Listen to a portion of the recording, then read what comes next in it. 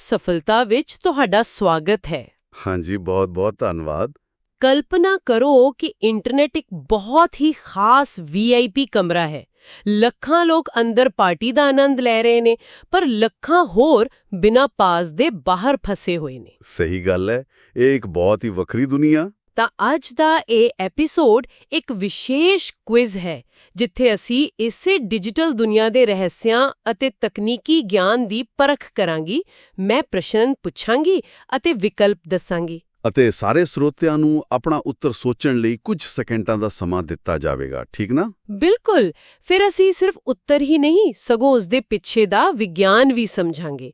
ਤਾਂ ਆਓ ਪਹਿਲੇ ਭਾਗ ਨਾਲ ਸ਼ੁਰੂ ਕਰਦੇ ਹਾਂ, ਜਿਸ ਵਿੱਚ ਐਕਸਲ ਅਤੇ ਨੈਟਵਰਕਿੰਗ ਦੀ ਬੁਨਿਆਦ ਸ਼ਾਮਿਲ ਹੈ। ਮੈਂ ਬਿਲਕੁਲ ਤਿਆਰ ਹਾਂ। ਤਾਂ ਪ੍ਰਸ਼ਨ 1, ਮਾਈਕਰੋਸਾਫਟ ਐਕਸਲ ਵਿੱਚ ਸੈੱਲ ਸਮੱਗਰੀ ਨੂੰ ਸੰਪਾਦਿਤ ਕਰਨ ਲਈ, ਮਤਲਬ ਐਡਿਟ ਕਰਨ ਲਈ, ਕਿਹੜਾ ਤਰੀਕਾ ਸਹੀ ਨਹੀਂ ਹੈ? ਵਿਕਲਪ ਨੇ ਆਲਟ ਕੁੰਜੀ ਦਬਾਓ, F2 ਦਬਾਓ, ਫਾਰਮੂਲਾ ਬਾਰ ਤੇ ਕਲਿੱਕ ਕਰੋ ਜਾਂ ਫਿਰ ਡਬਲ ਕਲਿੱਕ ਕਰੋ। ਲੋ ਬਈ ਸਾਰੇ ਸਰੋਤੇ ਥੋੜਾ ਸੋਚ ਲੈਣ। ਇਹ ਤਰੀਕਾ ਗਲਤ ਇਸ ਲਈ ਹੈ ਕਿਉਂਕਿ ਆਲਟ ਕੁੰਜੀ ਤਾਂ ਆਮ ਤੌਰ ਤੇ ਉੱਪਰਲੇ ਮੈਨੂ ਬਾਰ ਨੂੰ ਐਕਟਿਵ ਕਰਨ ਲਈ ਹੁੰਦੀ ਹੈ। ਹਾਂ, ਜਦਕਿ ਬਾਕੀ ਤਿੰਨੇ ਤਰੀਕੇ ਸਿੱਧਾ ਸੈੱਲ ਦੇ ਅੰਦਰ ਟਾਈਪ ਕਰਨ ਦੀ ਇਜਾਜ਼ਤ ਦਿੰਦੇ ਨੇ। ਇਹ ਇੱਕ ਛੋਟੀ ਪਰ ਮਹੱਤਵਪੂਰਨ ਜਾਣਕਾਰੀ ਹੈ। ਬਿਲਕੁਲ। ਹੁਣ ਉਸ ਵੀਆਈਪੀ ਕਮਰੇ ਵਾਲੀ ਗੱਲ ਕਰਦੇ ਹਾਂ।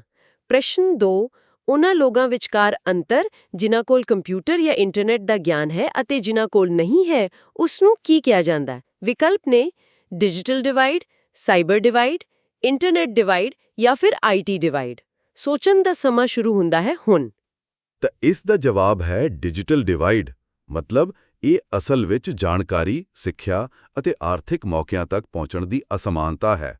ਜਿਸ ਕੋਲ ਤਕਨੀਕ ਹੈ, ਉਹ ਤੇਜ਼ੀ ਨਾਲ ਅੱਗੇ ਵਧ ਰਿਹਾ ਹੈ। ਬਿਲਕੁਲ, ਇਹ ਸਮਾਜ ਦਾ ਇੱਕ ਵੱਡਾ ਪਾੜਾ ਹੈ। ਖੈਰ, ਕੰਮ ਨੂੰ ਤੇਜ਼ ਕਰਨ ਦੀ ਗੱਲ ਕਰੀਏ ਤਾਂ ਪ੍ਰਸ਼ਨ 3 ਵੱਲ ਚੱਲਦੇ ਹਾਂ। MS ਵਰਡ ਵਿੱਚ Ctrl+H ਦਾ ਕੀ ਉਦੇਸ਼ ਹੈ? ਸਾਰੇ ਜਣੇ ਸੋਚੋ। ਹਾਂਜੀ, ਇਸ ਦਾ ਉਦੇਸ਼ ਟੈਕਸਟ ਨੂੰ ਲੱਭਣ ਅਤੇ ਬਦਲਣ ਲਈ ਹੁੰਦਾ ਹੈ। ਅੰਗਰੇਜ਼ੀ ਵਿੱਚ ਫਾਈਂਡ ਐਂਡ ਰਿਪਲੇਸ ਟੈਕਸਟ। ਮਤਲਬ ਜੇ ਕੋਈ ਸ਼ਬਦ ਗਲਤ ਹੋ ਜਾਵੇ ਤਾਂ ਸੌਖਾ ਹੋ ਜਾਂਦਾ ਹੈ। ਹਾਂ, ਜਿਵੇਂ ਮੰਨ ਲਓ ਕਿਸੇ ਵੱਡੇ ਦਸਤਾਵੇਜ਼ ਵਿੱਚ ਕਿਸੇ ਨਾਮ ਦੇ ਸਪੈਲਿੰਗ ਗਲਤ ਲਿਖੇ ਗਏ ਨੇ, ਤਾਂ ਇੱਕ-ਇੱਕ ਕਰਕੇ ਲੱਭਣ ਦੀ ਬਜਾਏ ਇਹ ਸ਼ਾਰਟਕਟ ਇੱਕੋ ਵਾਰ ਵਿੱਚ ਸਭ ਕੁਝ ਲੱਭ ਕੇ ਠੀਕ ਕਰ ਦਿੰਦਾ ਹੈ। ਬਹੁਤ ਵਧੀਆ ਟੂਲ ਹੈ। ਹੁਣ ਸੰਚਾਰ ਦੀ ਗੱਲ ਕਰੀਏ ਤਾਂ ਪ੍ਰਸ਼ਨ 4, 2G CDMA ਕਿੰਨੇ ਉਪਭੋਗਤਾਵਾਂ ਦਾ ਸਮਰਥਨ ਕਰਦਾ ਹੈ? ਵਿਕਲਪ ਨੇ 8, 32, 64 ਜਾਂ ਫਿਰ 128। ਕਰੋ ਜੀ ਆਪਣਾ ਆਪਸ਼ਨ ਸਿਲੈਕਟ। ਸਹੀ ਉੱਤਰ ਹੈ 64 ਉਪਭੋਗਤਾਵਾਂ ਤੱਕ। CDMA ਤਕਨੀਕ ਅਸਲ ਵਿੱਚ ਹਰ ਕਾਲ ਨੂੰ ਇੱਕ ਵਿਸ਼ੇਸ਼ ਕੋਡ ਦਿੰਦੀ ਹੈ। ਅੱਛਾ, ਤਾਂ ਇਸ ਨਾਲ ਰੌਲਾ ਨਹੀਂ ਪੈਂਦਾ? ਨਹੀਂ, ਇਸੇ ਨਾਲ ਤਾਂ 64 ਲੋਕ ਇੱਕੋ ਫ੍ਰੀਕੁਐਂਸੀ ਤੇ ਬਿਨਾਂ ਇੱਕ ਦੂਜੇ ਦੀ ਆਵਾਜ਼ ਵਿੱਚ ਦਖਲ ਦਿੱਤੇ ਗੱਲ ਕਰ ਸਕਦੇ ਨੇ। ਕਮਾਲ ਦੀ ਇੰਜੀਨੀਅਰਿੰਗ ਹੈ। ਤਾਂ ਪ੍ਰਸ਼ਨ 5, ਕੰਪਿਊਟਰ ਦੇ ਦਿਮਾਗ ਦੀ ਗੱਲ ਕਰਦੇ ਹਾਂ। RAM ਦੀਆਂ ਵਿਸ਼ੇਸ਼ਤਾਵਾਂ ਵਿੱਚੋਂ ਕਿਹੜਾ ਸਹੀ ਨਹੀਂ ਹੈ? ਵਿਕਲਪ ਨੇ ਨਾਨ ਵੋਲੇਟਾਈਲ, ਛੋਟਾ ਆਕਾਰ, ਤੇਜ਼ ਜਾਂ ਪ੍ਰਾਇਮਰੀ। ਸੋਚੋ ਸਾਰੇ। ਇੱਥੇ ਨਾਨ ਵੋਲੇਟਾਈਲ ਕਹਿਣਾ ਗਲਤ ਹੈ। ਉਹ ਕਿਵੇਂ? ਕਿਉਂਕਿ RAM ਅਸਲ ਵਿੱਚ ਵੋਲੇਟਾਈਲ ਹੁੰਦੀ ਹੈ। ਇਸ ਦਾ ਅਰਥ ਹੈ ਕਿ ਇਹ ਸਿਰਫ ਉਦੋਂ ਤੱਕ ਚੀਜ਼ਾਂ ਯਾਦ ਰੱਖਦੀ ਹੈ ਜਦੋਂ ਤੱਕ ਬਿਜਲੀ ਆ ਰਹੀ ਹੈ। ਲਾਈਟ ਜਾਣ ਤੇ ਇਸ ਦਾ ਸਾਰਾ ਡਾਟਾ ਤੁਰੰਤ ਉੱਡ ਜਾਂਦਾ ਹੈ। ਅੱਛਾ, ਤਾਂ ਇਸੇ ਲਈ ਕੰਮ ਨੂੰ ਸੇਵ ਕਰਨਾ ਜ਼ਰੂਰੀ ਹੁੰਦਾ ਹੈ। ਤਾਂ ਪ੍ਰਸ਼ਨ 6, ਗਲਤ ਜੋੜਾ ਪਹਿਚਾਣੋ। ਸਰੋਤਿਆਂ ਲਈ ਇਹ ਸਿੱਧਾ ਸਵਾਲ ਹੈ, ਸੋਚੋ। ਮੈਂ ਦੱਸਦਾ ਹਾਂ, ਇੱਥੇ ਕੈਸ਼ ਅਤੇ ਮੇਨ ਮੈਮਰੀ ਦਾ ਜੋੜਾ ਗਲਤ ਹੈ। ਕਿਉਂ? ਕੈਸ਼ ਮੈਮਰੀ ਤਾਂ ਕੰਪਿਊਟਰ ਵਿੱਚ ਹੀ ਹੁੰਦੀ ਹੈ ਨਾ। ਹੁੰਦੀ ਹੈ, ਪਰ ਕੈਸ਼ ਮੇਨ ਮੈਮਰੀ ਯਾਨੀ RAM ਦਾ ਹਿੱਸਾ ਨਹੀਂ ਹੈ। ਇਹ CPU ਦੇ ਬਿਲਕੁਲ ਨੇੜੇ ਲੱਗੀ ਇੱਕ ਵੱਖਰੀ ਅਤੇ ਬਹੁਤ ਜ਼ਿਆਦਾ ਤੇਜ਼ ਮੈਮਰੀ ਹੁੰਦੀ ਹੈ, ਜੋ ਪ੍ਰੋਸੈਸਰ ਨੂੰ ਵਾਰ-ਵਾਰ ਲੋੜੀਂਦਾ ਡਾਟਾ ਦਿੰਦੀ ਹੈ। ਠੀਕ ਹੈ। ਅੱਗੇ ਨੈਟਵਰਕ ਦੀ ਸਮਰੱਥਾ ਨੂੰ ਸਮਝਦੇ ਹਾਂ। ਪ੍ਰਸ਼ਨ 7, 5G ਟੈਕਨੋਲੋਜੀ ਤੇਜ਼ ਟਰਾਂਸਮਿਸ਼ਨ ਲਈ ਵੱਡੀ ਬੈਂਡਵਿਡਥ ਵਰਤਦੀ ਹੈ। ਇਸ ਬੈਂਡਵਿਡਥ ਦਾ ਸਮਾਨਾਰਥਕ ਸ਼ਬਦ ਕੀ ਹੈ? ਵਿਕਲਪ ਨੇ ਸਪੀਡ, ਕੈਪੈਸਿਟੀ, ਕਨੈਕਸ਼ਨ ਜਾਂ ਸਟਰੈਂਥ। ਸੋਚਣ ਦਾ ਸਮਾਂ ਲਓ। ਸਹੀ ਉੱਤਰ ਹੈ ਕੈਪੈਸਿਟੀ, ਯਾਨੀ ਸਮਰੱਥਾ। ਬੈਂਡਵਿਡਥ ਨੂੰ ਪਾਣੀ ਦੀ ਇੱਕ ਪਾਈਪ ਸਮਝੋ। ਮਤਲਬ ਜਿੰਨੀ ਮੋਟੀ ਪਾਈਪ, ਓਨਾ ਜ਼ਿਆਦਾ ਪਾਣੀ। ਬਿਲਕੁਲ। ਪਾਈਪ ਜਿੰਨੀ ਚੌੜੀ ਹੋਵੇਗੀ, ਓਨਾ ਹੀ ਜ਼ਿਆਦਾ ਪਾਣੀ, ਮਤਲਬ ਡਾਟਾ ਇੱਕੋ ਸਮੇਂ ਲੰਘ ਸਕੇਗਾ। ਇਹ ਸਿਰਫ ਸਪੀਡ ਨਹੀਂ, ਡਾਟਾ ਲਿਜਾਣ ਦੀ ਸਮਰੱਥਾ ਹੈ। ਬਹੁਤ ਵਧੀਆ ਉਦਾਹਰਣ ਦਿੱਤੀ। ਪ੍ਰਸ਼ਨ 8 ਊਰਜਾ ਨਾਲ ਜੁੜਿਆ ਹੈ। ਕਿਹੜਾ ਯੰਤਰ AC ਨੂੰ DC ਵਿੱਚ ਬਦਲਦਾ ਹੈ? ਵਿਕਲਪ ਨੇ ਮਦਰਬੋਰਡ, ਅਡੈਪਟਰ, ALU ਜਾਂ SMPS। ਲਓ ਜੀ, ਸੋਚੋ। ਸਹੀ ਉੱਤਰ SMPS ਹੈ, ਯਾਨੀ ਸਵਿਚਡ ਮੋਡ ਪਾਵਰ ਸਪਲਾਈ। ਇਹ ਤਾਂ ਕੰਪਿਊਟਰ ਦੇ ਪਿੱਛੇ ਲੱਗਾ ਹੁੰਦਾ ਹੈ ਨਾ? ਹਾਂਜੀ, ਕੰਪਿਊਟਰ ਦੇ ਅੰਦਰਲੇ ਪੁਰਜ਼ੇ ਬਹੁਤ ਨਾਜ਼ੁਕ ਹੁੰਦੇ ਨੇ। ਉਹ ਕੰਧ ਤੋਂ ਆਉਣ ਵਾਲੀ ਤੇਜ਼ ਅਤੇ ਉਤਰਾਅ ਚੜਾਅ ਵਾਲੀ AC ਬਿਜਲੀ ਨੂੰ ਨਹੀਂ ਚੱਲ ਸਕਦੇ। SMPS ਇੱਕ ਅਨੁਵਾਦਕ ਵਾਂਗ ਹੈ, ਜੋ ਉਸ ਅਸਥਿਰ ਊਰਜਾ ਨੂੰ ਇੱਕ ਸ਼ਾਂਤ ਅਤੇ ਸਥਿਰ DC ਤਾਰਾਂ ਵਿੱਚ ਬਦਲਦਾ ਹੈ। ਬਹੁਤ ਜ਼ਰੂਰੀ ਪੁਰਜਾ ਹੈ ਫਿਰ। ਪ੍ਰਸ਼ਨ 9 ਥੋੜਾ ਸੁਰੱਖਿਆ ਬਾਰੇ ਗੱਲ ਕਰਦੇ ਹਾਂ। ਬਲੂਟੁੱਥ ਡਿਵਾਈਸਾਂ ਨੂੰ ਗੁਮਨਾਮ ਸੁਨੇਹੇ ਭੇਜਣ ਲਈ ਕਿਹੜੀ ਹੈਕਿੰਗ ਵਿਧੀ ਵਰਤੀ ਜਾਂਦੀ ਹੈ? ਵਿਕਲਪ ਨੇ ਬਲੂ ਜੈਕਿੰਗ, ਹਾਈਜੈਕਿੰਗ, ਰੈਡ ਜੈਕਿੰਗ ਜਾਂ ਫਿਰ ਮੋਬਾਈਲ ਜੈਕਿੰਗ। ਆਪਣਾ ਜਵਾਬ ਤੈਅ ਕਰੋ। ਇਸ ਨੂੰ ਬਲੂ ਜੈਕਿੰਗ ਕਿਹਾ ਜਾਂਦਾ ਹੈ। ਇਹ ਕੋਈ ਖਤਰਨਾਕ ਵਾਇਰਸ ਹੈ? ਨਹੀਂ, ਇਹ ਕਿਸੇ ਦੇ ਫੋਨ ਤੇ ਡਿਜੀਟਲ ਪਰਚੀ ਸੁੱਟਣ ਵਾਂਗ ਹੈ।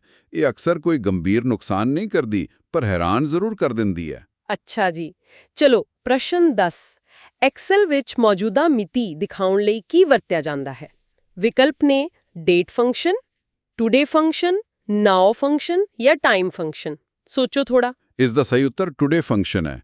ਇਸ ਸਿਸਟਮ ਦੀ ਕੜੀ ਤੋਂ ਸਿਰਫ ਅੱਜ ਦੀ ਤਾਰੀਖ ਚੁੱਕਦਾ ਹੈ। ਅਤੇ ਜੇ ਸਮਾਂ ਵੀ ਦੇਖਣਾ ਹੋਵੇ ਫਿਰ ਨਾਓ ਫੰਕਸ਼ਨ ਵਰਤਿਆ ਜਾਂਦਾ ਹੈ। ਉਹ ਤਾਰੀਖ ਦੇ ਨਾਲ-ਨਾਲ ਪੂਰਾ ਸਮਾਂ ਵੀ ਦਿਖਾਉਂਦਾ ਹੈ। ਸਮਝ ਗਈ। ਪ੍ਰਸ਼ਨ 11 ਵਾਇਰਲੈਸ ਸੰਚਾਰ ਦਾ ਮੂਲ ਸਿਧਾਂਤ ਕੀ ਹੈ? ਵਿਕਲਪ ਨੇ electromagnetic wave, microwave, electrical wave ਜਾਂ ਫਿਰ ਲਾਈਟ ਵੇਵ। ਸਾਰੇ ਜਣੇ ਸੋਚੋ। ਇਸ ਦਾ ਜਵਾਬ ਇਲੈਕਟ੍ਰੋਮੈਗਨੈਟਿਕ ਵੇਵ ਹੈ। ਬਿਨਾਂ ਤਾਰ ਤੋਂ ਕਿਵੇਂ ਕੰਮ ਹੁੰਦਾ ਇਹਦੇ ਵਿੱਚ? ਬਿਨਾਂ ਕਿਸੇ ਤਾਰ ਤੋਂ ਡਾਟਾ ਭੇਜਣ ਲਈ ਹਵਾ ਵਿੱਚ ਊਰਜਾ ਦੀਆਂ ਲਹਿਰਾਂ ਬਣਾਈਆਂ ਜਾਂਦੀਆਂ ਨੇ, ਜੋ ਸਿਗਨਲ ਨੂੰ ਇੱਕ ਥਾਂ ਤੋਂ ਦੂਜੀ ਥਾਂ ਲੈ ਕੇ ਜਾਂਦੀਆਂ ਨੇ। ਅਦਭੁਤ ਹੈ।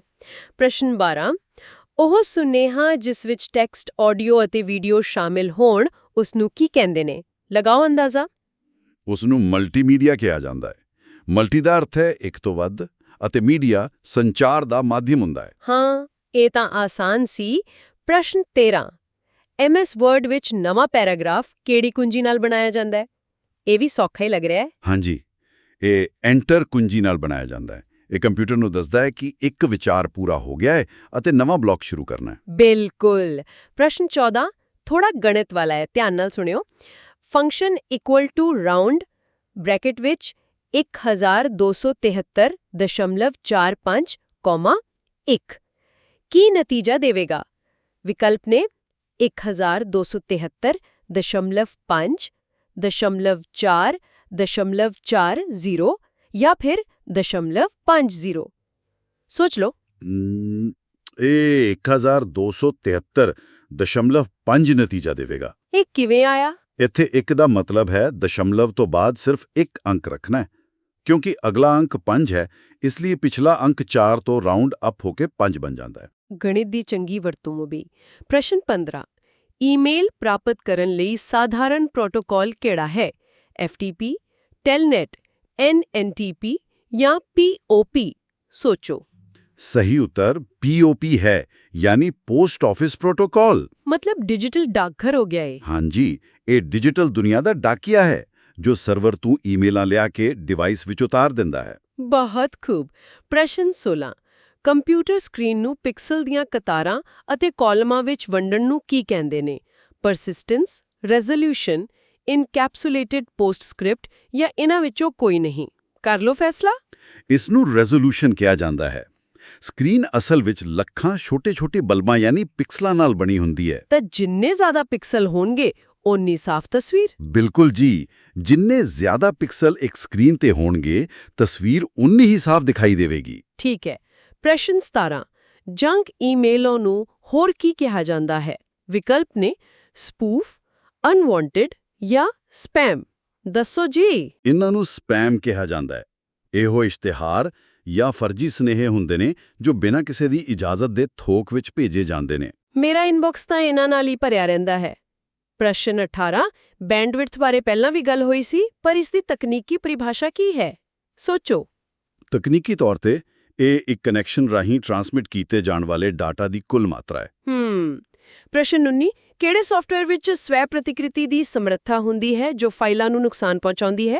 ਵਿਕਲਪ ਨੇ ਵਾਇਰਸ, ਪ੍ਰੋਟੋਕਾਲਸ, ਫਾਇਰਵਾਲਸ ਜਾਂ ਬਿਟਸ। ਇਸ ਦਾ ਜਵਾਬ ਵਾਇਰਸ ਹੈ। ਇਹ ਆਮ ਬਿਮਾਰੀ ਵਾਲੇ ਵਾਇਰਸ ਵਾਂਗ ਹੀ ਹੁੰਦਾ ਹੈ। ਹਾਂ ਬਿਲਕੁਲ, ਜਿਵੇਂ ਜੈਵਿਕ ਵਾਇਰਸ ਸੈੱਲਾਂ ਦੀ ਵਰਤੋਂ ਕਰਕੇ ਆਪਣੀ ਗਿਣਤੀ ਵਧਾਉਂਦਾ ਹੈ, ਕੰਪਿਊਟਰ ਵਾਇਰਸ ਸਾਡੀਆਂ ਫਾਈਲਾਂ ਦੇ ਪਿੱਛੇ ਲੁਕ ਕੇ ਆਪਣੀਆਂ ਕਾਪੀਆਂ ਬਣਾਉਂਦਾ ਰਹਿੰਦਾ ਹੈ। ਬਹੁਤ ਖਤਰਨਾਕ ਹੈ। ਪਹਿਲੇ ਭਾਗ ਦਾ ਆਖਰੀ ਪ੍ਰਸ਼ਨ ਵੀ, ਐਕਸਲ ਵਿੱਚ ਸੈੱਲ B1 ਤੋਂ E5 ਤੱਕ ਦੀ ਰੇਂਜ ਕਿਵੇਂ ਦਰਸਾਈ ਜਾਂਦੀ ਹੈ? ਸੋਚੋ। ਇਹ B1:E5 ਲਿਖ ਕੇ ਦਰਸਾਈ ਜਾਂਦੀ ਹੈ। ਵਿਚਕਾਰਲਾ ਕਾਲਨ ਦਰਸਾਉਂਦਾ ਹੈ ਕਿ ਇੱਥੋਂ ਲੈ ਕੇ ਉੱਥੋਂ ਤੱਕ ਦੇ ਸਾਰੇ ਸੈੱਲ ਸ਼ਾਮਿਲ ਨੇ। ਲਓ ਜੀ, ਹੁਣ ਅਸੀਂ ਦੂਜੇ ਭਾਗ ਵਿੱਚ ਆਉਂਦੇ ਹਾਂ, ਜਿੱਥੇ ਆਰਕੀਟੈਕਚਰ ਅਤੇ ਮੈਮਰੀ ਦੇ ਹੋਰ ਡੂੰਘੇ ਪਹਿਲੂ ਨੇ। ਪ੍ਰਸ਼ਨ 21, 8 ਕਿਲੋਬਾਈਟ ਯਾਨੀ KB ਕਿੰਨੇ ਬਿੱਟਾਂ ਜਾਂ ਬਾਈਟਾਂ ਨੂੰ ਦਰਸਾਉਂਦਾ ਹੈ? ਵਿਕਲਪ ਨੇ 8000, 8124, 8192, 8196 ਜਾਂ 8102। ਸੋਚੋ ਜੀ। ਇਸ ਦਾ ਉੱਤਰ 8192 ਬਾਈਟਸ ਹੈ। ਪਰ 8 ਨੂੰ 1000 ਨਾਲ ਗੁਣਾ ਕਰੀਏ ਤਾਂ 8000 ਬਣਨਾ ਚਾਹੀਦਾ ਹੈ ਨਾ? ਨਹੀਂ, ਕੰਪਿਊਟਰ ਹਰ ਚੀਜ਼ ਨੂੰ 2 ਦੀ ਘਾਤ ਯਾਨੀ ਪਾਵਰਸ ਆਫ 2 ਵਿੱਚ ਗਿਣਦੇ ਨੇ। ਇਸ ਲਈ 1 ਕਿਲੋਬਾਈਟ ਵਿੱਚ 1000 ਨਹੀਂ, ਸਗੋਂ 1024 ਬਾਈਟਸ ਹੁੰਦੇ ਨੇ। ਤਾਂ 8 ਨੂੰ 1024 ਨਾਲ ਗੁਣਾ ਕਰਨ ਤੇ 8192 ਆਉਂਦਾ ਹੈ। ਵਾਹ, ਇਹ ਤਾਂ ਬਹੁਤ ਵਧੀਆ ਜਾਣਕਾਰੀ ਹੈ। ਪ੍ਰਸ਼ਨ 22, ਸਪੈਲਿੰਗ ਚੈੱਕ ਕਰਨ ਲਈ ਸ਼ਾਰਟਕਟ ਕੁੰਜੀ ਕਿਹੜੀ ਹੈ? F7, Shift plus F7, Control plus F7 ਜਾਂ Alt plus F7? F7 ਇਹ ਕੁੰਜੀ ਇੱਕ ਤਰ੍ਹਾਂ ਨਾਲ ਸਾਡਾ ਡਿਜੀਟਲ ਪ੍ਰੂਫ ਰੀਡਰ ਹੈ। ਸਹੀ ਗੱਲ ਹੈ। ਪ੍ਰਸ਼ਨ 23, ਕੰਪਿਊਟਰ ਦਾ ਮੁੱਢਲਾ ਢਾਂਚਾ ਯਾਨੀ ਬੇਸਿਕ ਆਰਕੀਟੈਕਚਰ ਕਿਸਨੇ ਵਿਕਸਿਤ ਕੀਤਾ? ਵਿਕਲਪ ਨੇ ਪਾਸਕਲ, ਚਾਰਲਸ ਬੈਬੇਜ ਜਾਂ J.V. ਨਿਊਮੈਨ। ਸੋਚੋ ਸਾਰੇ। ਇਹ ਜੌਨ ਵੌਨ ਨਿਊਮਨ ਨੇ ਕੀਤਾ ਸੀ। ਅੱਛਾ, ਕੀ ਅਸੀਂ ਇਸ ਨੂੰ ਕਿਸੇ ਸ਼ਹਿਰ ਦੇ ਨਕਸ਼ੇ ਵਾਂਗ ਸਮਝ ਸਕਦੇ ਹਾਂ, ਜਿਸਨੇ ਪੂਰੀ ਕੰਪਿਊਟਰ ਦੁਨੀਆ ਦੀ ਨੀਂਹ ਰੱਖੀ? ਹਾਂ, ਜਾਂ ਫਿਰ ਇਸ ਆਰਕੀਟੈਕਚਰ ਨੂੰ ਇੱਕ ਉੱਚ ਦਰਜੇ ਦੀ ਰਸੋਈ ਵਾਂਗ ਸਮਝੋ। ਹਾਰਡ ਡਰਾਈਵ ਪੈਂਟਰੀ ਜਾਂ ਸਟੋਰ ਹੈ ਜਿੱਥੇ ਸਾਰਾ ਸਮਾਨ ਰੱਖਿਆ ਜਾਂਦਾ ਹੈ। ਰੈਮ ਉਹ ਖੁੱਲਾ ਕਾਊਂਟਰ ਹੈ ਜਿੱਥੇ ਤੁਰੰਤ ਕੰਮ ਕਰਨ ਲਈ ਸਮਾਨ ਕੱਢਿਆ ਜਾਂਦਾ ਹੈ। ਅਤੇ CPU ਉਹ ਸ਼ੈਫ ਹੈ ਜੋ ਪਕਵਾਨ ਬਣਾਉਂਦਾ ਹੈ। ਕੀ ਬਾਤ ਹੈ, ਮਤਲਬ ਸਭ ਕੁਝ ਇਕੱਠਾ ਕੰਮ ਕਰਦਾ ਹੈ। ਬਿਲਕੁਲ, ਨਿਊਮਨ ਨੇ ਹੀ ਪਹਿਲੀ ਵਾਰ ਸਮਝਾਇਆ ਸੀ ਕਿ ਡਾਟਾ ਅਤੇ ਉਸ ਤੇ ਕੰਮ ਕਰਨ ਦੇ ਨਿਰਦੇਸ਼ ਦੋਵੇਂ ਇੱਕੋ ਮੈਮਰੀ ਵਿੱਚ ਕਿਵੇਂ ਇਕੱਠੇ ਰੱਖੇ ਜਾ ਸਕਦੇ ਨੇ। ਇਹ ਬਹੁਤ ਦਿਲਚਸਪ ਵਿਆਖਿਆ ਹੈ। ਪ੍ਰਸ਼ਨ 24, ਫੰਕਸ਼ਨ ਐਕਸਲ ਦਾ ਹੈ =sum ਸਕੁਆਇਰ ਬ੍ਰੈਕਟ ਵਿੱਚ 4,5,10 ਦਾ ਆਉਟਪੁੱਟ ਕੀ ਹੋਵੇਗਾ? ਵਿਕਲਪ ਨੇ 16, 19, 90 ਜਾਂ 141। ਸੋਚੋ, ਇਹ ਕਿਵੇਂ ਆਇਆ? ਸਮ ਸਕੁਏਅਰ ਫੰਕਸ਼ਨ ਪਹਿਲਾਂ ਅੰਕਾਂ ਦਾ ਵਰਗ ਯਾਨੀ ਸਕੁਏਅਰ ਕਰਦਾ ਹੈ ਅਤੇ ਫਿਰ ਉਹਨਾਂ ਨੂੰ ਜੋੜਦਾ ਹੈ। 4 ਦਾ ਵਰਗ 16, 5 ਦਾ 25, 10 ਦਾ 100। ਸਾਰਿਆਂ ਨੂੰ ਜੋੜ ਕੇ 141 ਬਣਦਾ ਹੈ। ਠੀਕ। ਪ੍ਰਸ਼ਨ 25, ਪਰਸਨਲ ਕੰਪਿਊਟਰ ਦਾ ਪਿਤਾਮਾ ਕੌਣ ਹੈ? Edward Robert, Alan Turing, Charles Babbage ਜਾਂ ਸਬੀਰ ਭਾਟੀਆ? ਇਸ ਦਾ ਜਵਾਬ ਐਡਵਰਡ ਰੌਬਰਟ ਹੈ। ਪਰ ਅਸੀਂ ਤਾਂ ਹਮੇਸ਼ਾ ਚਾਰਲਸ ਬੈਬੇਜ ਦਾ ਨਾਮ ਸੁਣਿਆ ਹੈ। ਹਾਂ, ਚਾਰਲਸ ਬੈਬੇਜ ਆਮ ਕੰਪਿਊਟਰ ਦਾ ਪਿਤਾਮਾ ਹੈ, ਪਰ ਪਰਸਨਲ ਯਾਨੀ ਨਿੱਜੀ ਕੰਪਿਊਟਰ ਦਾ ਮਾਡਲ ਰੌਬਰਟ ਨੇ ਦਿੱਤਾ ਸੀ। ਅੱਛਾ, ਇਹ ਫਰਕ ਹੈ। ਪ੍ਰਸ਼ਨ 26, ਸਲਾਈਡ ਦੇ ਆਬਜੈਕਟਸ ਦੇ ਮੋਸ਼ਨ ਪ੍ਰਭਾਵ ਲਗਾਉਣ ਲਈ ਕੀ ਵਰਤਿਆ ਜਾਂਦਾ ਹੈ? Slide transition, slide design, animation scheme ਜਾਂ ਕੋਈ ਨਹੀਂ? Animation scheme. ਟ੍ਰਾਂਜੀਸ਼ਨ ਕਿਉਂ ਨਹੀਂ? ਕਿਉਂਕਿ ਟ੍ਰਾਂਜੀਸ਼ਨ ਪੂਰੀ ਸਲਾਈਡ ਦੇ ਬਦਲਣ ਤੇ ਲੱਗਦੀ ਹੈ, ਜਦਕਿ ਐਨੀਮੇਸ਼ਨ ਸਲਾਈਡ ਦੇ ਅੰਦਰ ਮੌਜੂਦ ਟੈਕਸਟ ਜਾਂ ਤਸਵੀਰਾਂ ਤੇ ਲਗਾਈ ਜਾਂਦੀ ਹੈ। ਪ੍ਰਸ਼ਨ 27, ਲਾਈਟ ਪੈਨ ਕੀ ਹੈ? ਸੋਚੋ ਸਾਰੇ। ਇਹ ਇੱਕ ਆਪਟੀਕਲ ਇਨਪੁਟ ਡਿਵਾਈਸ ਹੈ। ਮਤਲਬ ਇਹ ਲਾਈਟ ਨਾਲ ਚੱਲਦਾ ਹੈ? ਹਾਂਜੀ, ਇਹ ਰੋਸ਼ਨੀ ਪ੍ਰਤੀ ਸੰਵੇਦਨਸ਼ੀਲ ਹੁੰਦਾ ਹੈ ਅਤੇ ਸਕਰੀਨ ਤੇ ਸਿੱਧਾ ਡਰਾਇੰਗ ਕਰਨ ਜਾਂ ਕੁਝ ਚੁਣਨ ਦੇ ਕੰਮ ਆਉਂਦਾ ਹੈ। ਪ੍ਰਸ਼ਨ 28, ASCII ਯਾਨੀ ASCII ਦਾ ਪੂਰਾ ਰੂਪ ਕੀ ਹੈ? American standard code for information interchange. ਇਹ ਇੱਕ ਅਜਿਹਾ ਕੋਡ ਹੈ ਜੋ ਸਾਡੀ ਭਾਸ਼ਾ ਦੇ ਅੱਖਰਾਂ ਨੂੰ ਮਸ਼ੀਨੀ ਨੰਬਰਾਂ ਵਿੱਚ ਬਦਲਦਾ ਹੈ ਤਾਂ ਜੋ ਕੰਪਿਊਟਰ ਸਮਝ ਸਕੇ। ਬਹੁਤ ਜ਼ਰੂਰੀ ਚੀਜ਼ ਹੈ ਇਹ। ਪ੍ਰਸ਼ਨ 29, ਦਸਤਾਵੇਜ਼ ਖੋਲ੍ਹਣ ਲਈ ਸ਼ਾਰਟਕਟ ਕੁੰਜੀ? Ctrl+O। ਇੱਥੇ O ਦਾ ਅਰਥ ਓਪਨ ਯਾਨੀ ਖੋਲ੍ਹਣਾ ਹੈ। ਪ੍ਰਸ਼ਨ 30, ਕਥਨਾਂ ਦੀ ਜਾਂਚ ਕਰੋ। P ਕਥਨ ਹੈ ਮਲਟੀਮੀਡੀਆ, ਟੈਕਸਟ, ਗ੍ਰਾਫਿਕਸ ਆਦਿ ਦਾ ਸੁਮੇਲ ਹੈ। Q ਕਥਨ ਹੈ ਥੀਸੋਰਸ ਟੂਲ, ਗ੍ਰਾਮਰ ਚੈਕਿੰਗ ਲਈ ਹੈ। ਵਿਕਲਪ ਨੇ ਸਿਰਫ P ਸਹੀ ਹੈ, ਸਿਰਫ Q, ਦੋਵੇਂ ਜਾਂ ਕੋਈ ਨਹੀਂ? ਲੋ ਭਈ ਸੋਚੋ। ਇੱਥੇ ਸਿਰਫ P ਸਹੀ ਹੈ। ਕਿਉਂ ਗਲਤ ਹੈ? ਕਿਉਂਕਿ ਥੀਸੋਰਸ ਟੂਲ ਸਮਾਨਾਰਥਕ ਸ਼ਬਦ ਯਾਨੀ ਸਿਨੋਨਿਮਸ ਲੱਭਣ ਲਈ ਹੁੰਦਾ ਹੈ, ਨਾ ਕਿ ਗ੍ਰਾਮਰ ਚੈੱਕ ਕਰਨ ਲਈ। ਸਹੀ ਕਿਹਾ। ਪ੍ਰਸ਼ਨ 31, ਇਸ ਵਿੱਚ ਵੀ ਸਹੀ ਕਥਨ ਚੁਣੋ। P ਕਥਨ ਬਿਨਾਂ ਮੰਗੀ ਈਮੇਲ ਸਪਾਈਵੇਅਰ ਹੈ। Q ਕਥਨ ਈਮੇਲ ਵਿੱਚ BCC ਦਾ ਅਰਥ ਬਲਾਈਂਡ ਕਾਰਬਨ ਕਾਪੀ ਹੈ।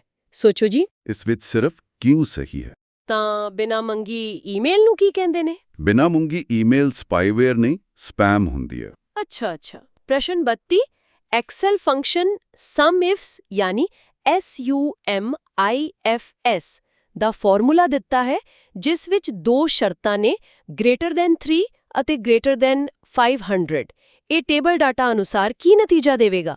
ਵਿਕਲਪ ਨੇ 1466, 2140, 1773 ਜਾਂ 26। ਸੋਚ ਲਓ। ਡੇਟਾ ਮੁਲਾਂਕਣ ਤੋਂ ਬਾਅਦ ਇਸ ਦਾ ਨਤੀਜਾ 1773 ਆਵੇਗਾ। ਸਮ ਇਫਸ ਫੰਕਸ਼ਨ ਉਦੋਂ ਵਰਤਿਆ ਜਾਂਦਾ ਹੈ ਜਦੋਂ ਜੋੜ ਕਰਨ ਲਈ ਇੱਕ ਤੋਂ ਵੱਧ ਸ਼ਰਤਾਂ ਦਿੱਤੀਆਂ ਗਈਆਂ ਹੋਣ। ਠੀਕ ਹੈ। ਪ੍ਰਸ਼ਨ 33 ਕੰਪਿਊਟਰ ਬਾਰੇ ਸਹੀ ਕਥਨ ਦੱਸੋ। ਪੀ ਕਥਨ ਡਿਵਾਈਸਾਂ ਦੇ ਕਨੈਕਸ਼ਨ ਪੈਟਰਨ ਨੂੰ ਟੋਪੋਲੋਜੀ ਕਿਹਾ ਜਾਂਦਾ ਹੈ। ਕਿਊ ਕਥਨ HTTP ਹਾਈਪਰਟੈਕਸਟ ਟ੍ਰਾਂਸਫਰ ਪ੍ਰੋਟੋਕਾਲ ਹੈ। ਦੋਵੇਂ P ਅਤੇ Q ਸਹੀ ਨੇ। ਟੋਪੋਲੋਜੀ ਕੀ ਹੁੰਦੀ ਹੈ ਵੈਸੇ? ਟੋਪੋਲੋਜੀ ਅਸਲ ਵਿੱਚ ਦੱਸਦੀ ਹੈ ਕਿ ਕੰਪਿਊਟਰ ਨੈਟਵਰਕ ਵਿੱਚ ਤਾਰਾਂ ਜਾਂ ਕਨੈਕਸ਼ਨਾਂ ਦਾ ਨਕਸ਼ਾ ਕਿਵੇਂ ਵਿਛਿਆ ਹੋਇਆ ਹੈ। ਸਮਝ ਗਈ। ਪ੍ਰਸ਼ਨ 34 ਸਹੀ ਕਥਨ ਦੱਸੋ।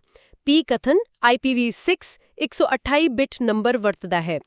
ਕਿਊ ਕਥਨ ਇੰਟਰਨੈਟ TCP/IP ਪ੍ਰੋਟੋਕਾਲ ਵਰਤਦਾ ਹੈ। ਸੋਚੋ ਸਾਰੇ। ਇਹ ਦੋਵੇਂ ਵੀ ਸਹੀ ਨੇ। IPv6 ਦੀ ਕੀ ਲੋੜ ਪੈ ਗਈ ਸੀ? ਇੰਟਰਨੈਟ ਤੇ ਪੁਰਾਣੇ IP ਐਡਰੈਸ ਖਤਮ ਹੋ ਗਏ ਸੀ। IPv6 ਨੇ ਇੰਨੇ ਜ਼ਿਆਦਾ ਨਵੇਂ ਐਡਰੈਸ ਬਣਾ ਦਿੱਤੇ ਨੇ ਕਿ ਹੁਣ ਧਰਤੀ ਦੇ ਹਰ ਰੇਤ ਦੇ ਕਣ ਨੂੰ ਇੱਕ ਅਲੱਗ ਇੰਟਰਨੈਟ ਪਤਾ ਦਿੱਤਾ ਜਾ ਸਕਦਾ ਹੈ। ਵਾਹ, ਇਹ ਤਾਂ ਕਮਾਲ ਹੈ। ਪ੍ਰਸ਼ਨ 35 ਕਿਹੜੀ ਤਕਨੀਕੀ ਤਰੱਕੀ ਨੇ ਕੰਪਿਊਟਰਾਂ ਨੂੰ ਇੰਨਾ ਛੋਟਾ ਬਣਾਇਆ? ਰਿਪੀਟਰ, ਵੈਕਿਊਮ ਟਿਊਬ, ਟ੍ਰਾਂਜ਼ਿਸਟਰ ਜਾਂ ਸਿਲੀਕਨ ਚਿਪ?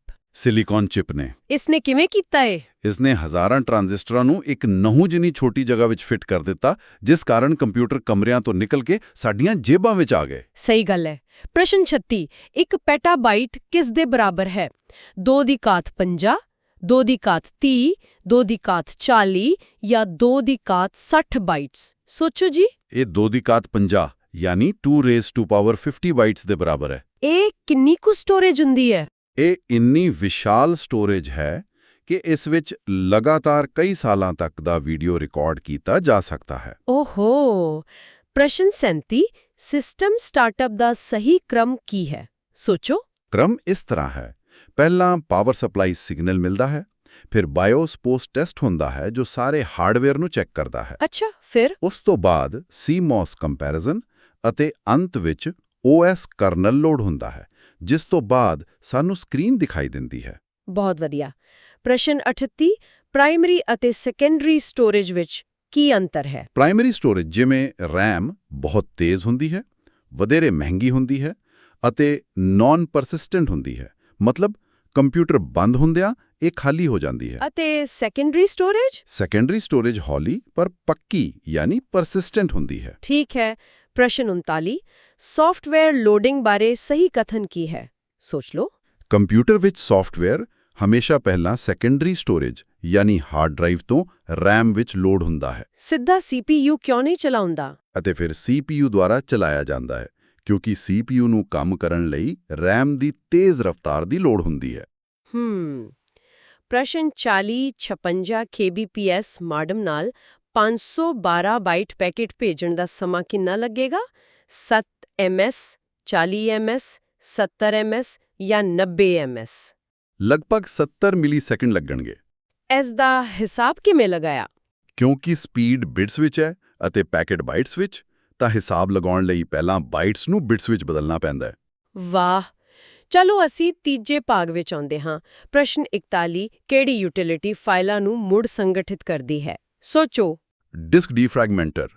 ਸਮੇਂ ਦੇ ਨਾਲ ਕੰਪਿਊਟਰ ਵਿੱਚ ਫਾਈਲਾਂ ਦੇ ਟੁਕੜੇ ਇੱਧਰ-ਉੱਧਰ ਖਿੱਲਰ ਜਾਂਦੇ ਨੇ। ਤਾਂ ਇਹ ਕੀ ਕਰਦਾ ਹੈ? ਇਹ ਟੂਲ ਇੱਕ ਲਾਇਬ੍ਰੇਰੀਅਨ ਵਾਂਗ ਸਭ ਕੁਝ ਤਰਤੀਬ ਵਿੱਚ ਲਗਾਉਂਦਾ ਹੈ ਤਾਂ ਜੋ ਕੰਪਿਊਟਰ ਤੇਜ਼ ਚੱਲੇ। ਬਹੁਤ ਵਧੀਆ ਕੰਮ ਹੈ ਇਸ ਦਾ। ਪ੍ਰਸ਼ਨ 42 CD ਵਿੱਚ ਫਾਈਲਾਂ ਕਾਪੀ ਕਰਨ ਦੀ ਪ੍ਰਕਿਰਿਆ ਨੂੰ ਕੀ ਕਹਿੰਦੇ ਨੇ? ਬਰਨਿੰਗ, ਕਾਪਿੰਗ, ਸਟੋਰਿੰਗ ਜਾਂ ਪੇਸਟਿੰਗ? ਇਸ ਨੂੰ ਬਰਨਿੰਗ ਕਹਿੰਦੇ ਨੇ। ਬਰਨਿੰਗ ਕਿਉਂ? ਅੱਗ ਥੋੜੀ ਲੱਗਦੀ ਹੈ। ਕਿਉਂਕਿ ਡਰਾਈਵ ਦੇ ਅੰਦਰ ਇੱਕ ਲੇਜ਼ਰ ਹੁੰਦੀ ਹੈ ਜੋ ਅਸਲ ਵਿੱਚ ਡਿਸਕ ਦੀ ਸਤ੍ਹਾ ਤੇ ਡਾਟਾ ਨੂੰ ਭੌਤਿਕ ਤੌਰ ਤੇ ਕਰਦੀ ਹੈ। ਅੱਛਾ ਜੀ। ਪ੍ਰਸ਼ਨ 43 CPU ਨਿਰਦੇਸ਼ਾਂ ਲਈ ਕਿਸ ਕ੍ਰਮ ਵਿੱਚੋਂ ਲੰਘਦਾ ਹੈ? ਸੋਚੋ। ਫੈਚ, ਡੀਕੋਡ ਅਤੇ ਐਗਜ਼ੀਕਿਊਟ। ਇਹਦਾ ਕੀ ਮਤਲਬ ਹੋਇਆ? ਪਹਿਲਾਂ ਡਾਟਾ ਲਿਆਓ ਯਾਨੀ ਫੈਚ, ਫਿਰ ਸਮਝੋ ਕਿ ਕੀ ਕਰਨਾ ਹੈ ਯਾਨੀ ਡੀਕੋਡ ਅਤੇ ਫਿਰ ਉਸ ਤੇ ਕੰਮ ਕਰੋ, ਮਤਲਬ ਐਗਜ਼ੀਕਿਊਟ। ਆਸਾਨ ਭਾਸ਼ਾ ਵਿੱਚ ਸਮਝਾ ਦਿੱਤਾ ਤੁਸੀਂ ਤਾਂ। ਪ੍ਰਸ਼ਨ 44 ਇਨਪੁਟ ਅਤੇ ਆਉਟਪੁੱਟ ਡਿਵਾਈਸਾਂ ਦਾ ਸਹੀ ਵਰਗੀਕਰਨ ਕਿਹੜਾ ਹੈ? ਇਨਪੁਟ ਮਤਲਬ ਜਾਣਕਾਰੀ ਅੰਦਰ ਭੇਜਣ ਵਾਲੇ, ਜਿਵੇਂ ਕੀਬੋਰਡ, ਮਾਊਸ, ਟਰੈਕਬਾਲ, ਮਾਈਕ੍ਰੋਫੋਨ। ਔਰ ਆਉਟਪੁੱਟ ਮਤਲਬ ਨਤੀਜਾ ਬਾਹਰ ਦੇਣ ਵਾਲੇ, ਜਿਵੇਂ ਪ੍ਰਿੰਟਰ, ਸਪੀਕਰ ਅਤੇ ਪਲਾਟਰ। ਠੀਕ ਹੈ। ਪ੍ਰਸ਼ਨ 45 ਕਲੌਕ ਸਪੀਡ ਕਿਸ ਵਿੱਚ ਮਾਪੀ ਜਾਂਦੀ ਹੈ? ਮੈਗਾਹਰਟਜ਼ ਜਾਂ ਗੀਗਾਹਰਟਜ਼ ਵਿੱਚ। ਇਹ ਦੱਸਦੀ ਹੈ ਕਿ CPU 1 ਸੈਕਿੰਡ ਵਿੱਚ ਕਿੰਨੀਆਂ ਹਦਾਇਤਾਂ ਨੂੰ ਪੂਰਾ ਕਰ ਸਕਦਾ ਹੈ। ਪ੍ਰਸ਼ਨ 46 WiMAX ਯਾਨੀ WiMAX ਦਾ ਪੂਰਾ ਰੂਪ ਕੀ ਹੈ? ਇਸ ਦਾ ਪੂਰਾ ਰੂਪ ਹੈ world wide interoperability for microwave access. ਪ੍ਰਸ਼ਨ 47 ਸਾਰੀਆਂ ਸਲਾਈਡਾਂ ਲਈ ਟ੍ਰਾਂਜੀਸ਼ਨ ਪ੍ਰਭਾਵ ਦੇਖਣ ਲਈ ਸਭ ਤੋਂ ਵਧੀਆ ਵਿਊ ਕਿਹੜਾ ਹੈ? Slide sorter view, notes pages, slide view ਜਾਂ ਆਊਟਲਾਈਨ ਵਿਊ? ਲਓ ਬਈ ਸੋਚੋ। Slide sorter view. ਇਸ ਨਾਲ ਕੀ ਹੁੰਦਾ ਹੈ? ਇਹ ਸਾਰੀਆਂ ਸਲਾਈਡਾਂ ਨੂੰ ਛੋਟਾ ਕਰਕੇ ਇੱਕੋ ਸਕਰੀਨ ਤੇ ਵਿਖਾਉਂਦਾ ਹੈ। ਪ੍ਰਸ਼ਨ 48 ਕਾਲ ਕ੍ਰਮ ਅਨੁਸਾਰ ਐਂਟਰੀਆਂ ਵਾਲੇ ਨਿੱਜੀ ਵੈਬ ਪੇਜ ਨੂੰ ਕੀ ਕਿਹਾ ਜਾਂਦਾ ਹੈ? Private exchange, blog, social site ਜਾਂ EDI? ਬਲੌਗ ਕਿਹਾ ਜਾਂਦਾ ਹੈ। ਇਹ ਇੱਕ ਡਿਜੀਟਲ ਡਾਇਰੀ ਹੈ ਜਿੱਥੇ ਨਵੀਆਂ ਪੋਸਟਾਂ ਸਭ ਤੋਂ ਉੱਪਰ ਆਉਂਦੀਆਂ ਨੇ। ਪ੍ਰਸ਼ਨ 49 ਮੈਮਰੀ ਹਾਇਰਾਰਕੀ ਵਿੱਚ ਉੱਪਰ ਜਾਣ ਤੇ ਕੀ ਹੁੰਦਾ ਹੈ? ਸੋਚੋ ਜ਼ਰਾ। ਪ੍ਰਤੀ ਬਿਟ ਲਾਗਤ ਘਟਦੀ ਹੈ ਅਤੇ ਐਕਸੈਸ ਕਰਨ ਦਾ ਸਮਾਂ ਵੱਧਦਾ ਹੈ। ਮਤਲਬ ਕੀ ਹੋਇਆ ਇਸ ਦਾ? ਮਤਲਬ ਜਿਵੇਂ-ਜਿਵੇਂ ਮੈਮਰੀ ਵੱਡੀ ਅਤੇ ਸਸਤੀ ਹੁੰਦੀ ਹੈ, ਜਿਵੇਂ ਹਾਰਡ ਡਰਾਈਵ, ਉਹ ਉਨੀ ਹੀ ਹੌਲੀ ਹੁੰਦੀ ਜਾਂਦੀ ਹੈ। ਅੱਛਾ, ਅਗਲੇ ਕੁਝ ਪ੍ਰਸ਼ਨਾਂ ਲਈ ਸਾਡੇ ਕੋਲ ਇੱਕ ਟੇਬਲ ਹੈ। ਕੀ ਤੁਸੀਂ ਇਸ ਡਾਟਾ ਬਾਰੇ ਥੋੜਾ ਦੱਸ ਸਕਦੇ ਹੋ? ਹਾਂ, ਬਿਲਕੁਲ। ਇਸ ਟੇਬਲ ਵਿੱਚ ਸ਼ਹਿਰਾਂ, ਰਾਜਾਂ ਅਤੇ ਆਬਾਦੀ ਦਾ ਵੇਰਵਾ ਹੈ ਮਿਲੀਅਨ ਵਿੱਚ। ਪਟਿਆਲਾ, ਪੰਜਾਬ 8.34, ਸੋਨੀਪਤ, ਹਰਿਆਣਾ 3.86, ਨੋਇਡਾ, UP 2.71। ਹੋਰ ਕਿਹੜੇ ਸ਼ਹਿਰ ਨੇ ਇਸ ਵਿੱਚ? ਇਸ ਤੋਂ ਇਲਾਵਾ ਇੰਦੌਰ, MP 2.16, ਮੰਡੀ HP 1.49, ਸਾਗਰ MP 1.38, ਪਾਨੀਪਤ, ਹਰਿਆਣਾ 1.39 ਅਤੇ ਗਵਾਲੀਅਰ MP 1.24 ਹੈ। ਇਹ ਪ੍ਰਸ਼ਨ 50 ਤੋਂ 52 ਲਈ ਹੈ, ਜੋ ਐਕਸਲ ਦੀਆਂ ਸ਼ਰਤਾਂ ਨੂੰ ਸਮਝਣ ਲਈ ਵਰਤਿਆ ਜਾਂਦਾ ਹੈ। ਬਹੁਤ ਧੰਨਵਾਦ। ਤਾਂ ਪ੍ਰਸ਼ਨ 53 ਫਾਇਰਵਾਲ ਦੀ ਵਰਤੋਂ ਕਿਸ ਲਈ ਕੀਤੀ ਜਾਂਦੀ ਹੈ? ਵਿਕਲਪ ਨੇ data transfer, managing password, non repudiation ਜਾਂ ਫਿਰ ਅਣਅਧਿਕਾਰਿਤ ਪਹੁੰਚ ਨੂੰ ਰੋਕਣ ਲਈ। ਸੋਚੋ ਸਾਰੇ। ਅਣਅਧਿਕਾਰਿਤ ਪਹੁੰਚ ਨੂੰ ਰੋਕਣ ਲਈ। ਮੈਂ ਇੱਕ ਦਿਲਚਸਪ ਉਦਾਹਰਣ ਦੇਵਾਂ, ਜਿਵੇਂ ਇੱਕ ਕਲੱਬ ਦੇ ਬਾਹਰ ਖੜਾ ਬਾਉਂਸਰ ਜੋ ਸਿਰਫ ਅਧਿਕਾਰਿਤ ਲੋਕਾਂ ਨੂੰ ਹੀ ਅੰਦਰ ਜਾਣ ਦਿੰਦਾ ਹੈ। ਹਾਂਜੀ, ਜਾਂ ਫਿਰ ਫਾਇਰਵਾਲ ਨੂੰ ਕਿਸੇ ਕਲੱਬ ਦੇ ਬਾਉਂਸਰ ਦੀ ਬਜਾਏ ਇੱਕ ਸਖਤ ਬਾਰਡਰ ਚੈੱਕਪੋਸਟ ਸਮਝੋ। ਨੈਟਵਰਕ ਵਿੱਚ ਦਾਖਲ ਹੋਣ ਵਾਲੇ ਹਰ ਡੇਟਾ ਪੈਕੇਟ ਦਾ ਇਹ ਪਾਸਪੋਰਟ ਚੈੱਕ ਕਰਦਾ ਹੈ ਕਿ ਇਹ ਸੁਰੱਖਿਅਤ ਹੈ ਜਾਂ ਨਹੀਂ। ਬਾਰਡਰ ਵਾਲੀ ਉਦਾਹਰਣ ਬਿਲਕੁਲ ਸਹੀ ਹੈ। ਪ੍ਰਸ਼ਨ 54 ਹਾਈਬ੍ਰਿਡ ਕੰਪਿਊਟਰ ਕਿਸ ਰੂਪ ਵਿੱਚ ਡੇਟਾ ਲੈਂਦੇ ਨੇ? ਡਿਜੀਟਲ ਅਤੇ ਐਨਾਲੌਗ ਦੋਵਾਂ ਰੂਪਾਂ ਵਿੱਚ। ਜਿਵੇਂ ਹਸਪਤਾਲ ਦੀ ਮਸ਼ੀਨ ਦਿਲ ਦੀ ਧੜਕਣ ਯਾਨੀ ਐਨਾਲੌਗ ਨੂੰ ਮਾਪ ਕੇ ਸਕਰੀਨ ਤੇ ਨੰਬਰ ਯਾਨੀ ਡਿਜੀਟਲ ਵਿਖਾਉਂਦੀ ਹੈ। ਵਧੀਆ ਉਦਾਹਰਣ ਹੈ। ਪ੍ਰਸ਼ਨ 55 ਕੰਪਿਊਟਰ ਦੀ ਰੈਜ਼ੋਲੂਸ਼ਨ ਪਾਵਰ ਕਿਸ ਵਿੱਚ ਮਾਪੀ ਜਾਂਦੀ ਹੈ? ਪਿਕਸਲ ਵਿੱਚ ਮਾਪੀ ਜਾਂਦੀ ਹੈ ਜੀ। ਪ੍ਰਸ਼ਨ 56 ਵੈਬਸਾਈਟਾਂ ਦੇਖਣ ਵਾਲੇ ਪ੍ਰੋਗਰਾਮ ਨੂੰ ਕੀ ਕਿਹਾ ਜਾਂਦਾ ਹੈ? ਬਰਾਊਜ਼ਰ ਕਿਹਾ ਜਾਂਦਾ ਹੈ। ਪ੍ਰਸ਼ਨ 57 ਇੰਟਰਨੈਟ ਨੈਟਵਰਕ ਵਿੱਚ ਕੰਪਿਊਟਰ ਦੀ ਪਛਾਣ ਕੀ ਹੁੰਦੀ ਹੈ? ਸੋਚੋ। IP address. ਮਤਲਬ ਪਤਾ ਹੋ ਗਿਆ? ਹਾਂ, ਜਿਵੇਂ ਚਿੱਠੀ ਪਹੁੰਚਾਉਣ ਲਈ ਘਰ ਦਾ ਪਤਾ ਚਾਹੀਦਾ ਹੈ, ਉਵੇਂ ਹੀ ਡੇਟਾ ਪਹੁੰਚਾਉਣ ਲਈ ਇਹ ਪਤਾ ਜ਼ਰੂਰੀ ਹੈ। ਪ੍ਰਸ਼ਨ 58 ਈਮੇਲ ਰਾਹੀਂ ਵੱਖ-ਵੱਖ ਲੋਕਾਂ ਨੂੰ ਇੱਕੋ ਚਿੱਠੀ ਭੇਜਣ ਲਈ ਕੀ ਵਰਤਿਆ ਜਾਂਦਾ ਹੈ?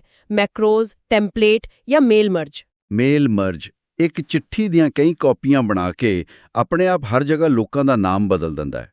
ਪ੍ਰਸ਼ਨ 59 MS ਵਰਡ ਵਿੱਚ ਚਿੱਤਰ ਦੇ ਅਣਚਾਹੇ ਹਿੱਸੇ ਨੂੰ ਹਟਾਉਣਾ ਕੀ ਅਖਵਾਉਂਦਾ ਹੈ?